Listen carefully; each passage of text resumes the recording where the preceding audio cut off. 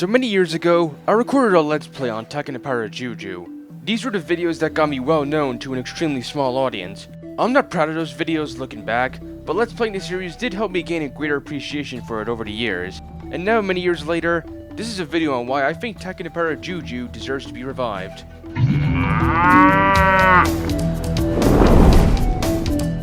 While there isn't a chance in hell that a game like Neopet's Darkest Fury is going to be remastered anytime soon, there's a spark of hope for this abandoned Nickelodeon name.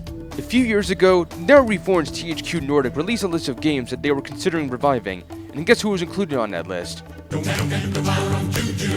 Yes, I am unfortunately aware that TAC wasn't announced at THQ's last showcase. I just need my copium, please don't take this away from me! And honestly, TAC deserves it. I mean, he had a trilogy of games for God's sake. There's a lot of you to take inspiration from. We don't talk about that game. The good thing to liking a series that was actually fairly popular for its time is that there are well-made videos that go in depth about this series. I spend more time putting memes in this new video format than I do actual analysis, but much like Neopets, I don't show it to my friends on how much I stand for TAC. And unlike the Darkest Fury, it helps that this series is more polished as opposed to, well, this. So why do these tribal Banjo-Kazooie games deserve a second chance? Well, I'm glad you didn't ask. It's Patrick Warburton. You don't need any more reason than that. That's it. Hey, Peter. So what is TAC? TAC is an action-adventure platformer that starts off as a Banjo Collectathon clone before transitioning into more of a beat-em-up from the second game onwards. The early 2000s saw a lot of attempts to replicate the Banjo formula and other properties, and while I do love games like Battle for Bikini Bottom, TAC tends to stick out more in my mind. TAC and Pirate Juju had a more connected open world that you could access through the hub world, while TAC 2 The Staff of Dreams had you go from level to level with zero backtracking. Then TAC The Great Juju Challenge had a hub world again where you could go through portals to levels a la Spyro. Hey, you. Back in the day, TAC was one of those series where chances are, even if you hadn't bought the games, you'd at least heard of him. That said, the games weren't that successful in sales. Not counting the portable version, which is basically a separate game, the first game only reached 1.5 million. Still, for being what was at the time a brand new IP for Nickelodeon, that's not that bad a number. Gaming culture is much different now than it was back then, and games that were once shown have now become cult classics. Or at least that's what I want to believe. If THQ did give it the green light for a reboot, I could totally see TAC getting a resurgence and getting a name for himself again. This is because I really admire the way the world and mechanics were crafted, which is why I'm now going to give a slight nitpick about the mechanics. Despite loving this series, I always wish there was a game that connected all the best aspects from each game into one. TAC 2 greatly improved on the game's combat by giving more combos and offensive spells, but it also took away the connected world from TAC 1, and my video game brain loved going back to previous levels to find a new collectible or pathway to a new level. It reminds me of games like The Fast You Adore in that as you got stronger, more areas were accessible to you and with them more rewards.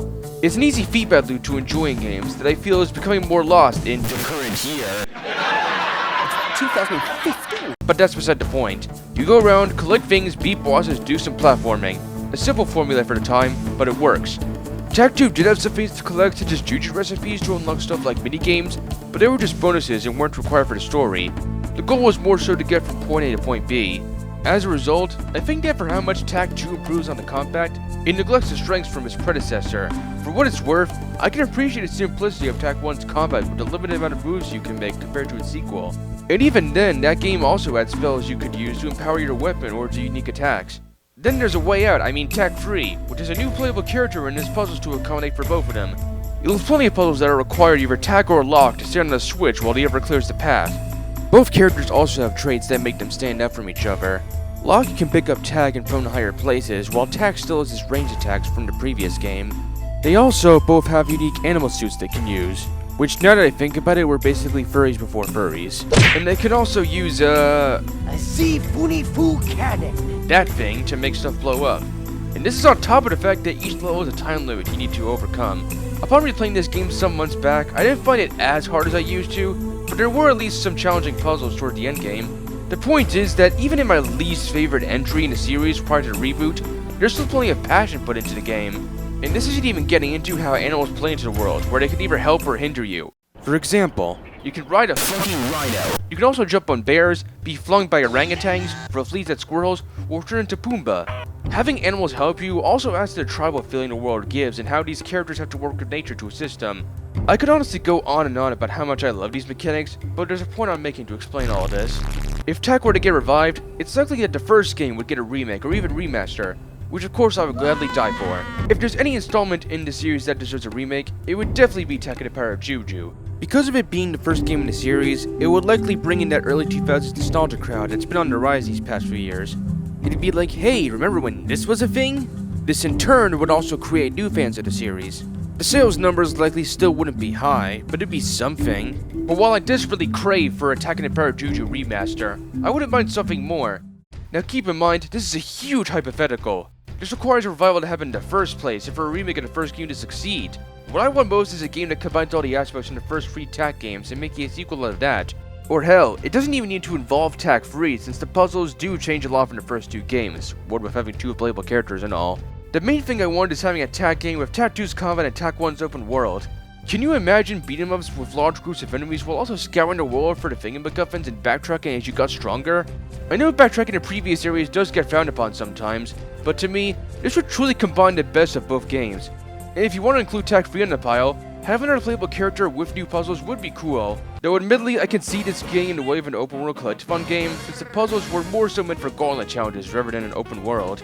Having to repeat the same puzzle to get to a certain location again and again could get annoying. Maybe it could be a bonus one dedicated to that style of gameplay similar to TAC 2's minigames. I am spitballing a bit here, but I can't be the only one that sees the potential in this. When TAC first released, he was, well, maybe not a huge success, but successful enough to not only get 2 more games out of him, he also got a TV show and a game after that, even if the reboot was of very subpar quality. That's not the TAC I want to come back. I want the old TAC to come back. The TAC that, although took inspiration from Banjo-Kazooie, could have potentially been a platforming name people would remember if it just had more lasting power. TAC's time in the spotlight was very brief, and although his first game sold well, he was quickly thrown into a pile of dead IPs. But even if I was a kid that bought games solely for how the cover looked, I saw the passion put into these games. These are games that deserve to share the spotlight with other series like Crash, Spyro, Mario, Pac-Man World. Is it as good as those series? No. I don't think so even with my bias, but TAC deserves better. If THQ really wanted to give this dead series a second chance and put in the same passion that they did 2 decades ago, I very much see the potential for TAC to at least succeed enough that they see he's worth investing in. There's no way he could beat the likes of Mario or even Banjo, and I don't know how likely this revival even is realistically. That listing could be fake, but if there's a will, there's a way. And you've got one customer that still dreams of seeing TAC become an all-star IP.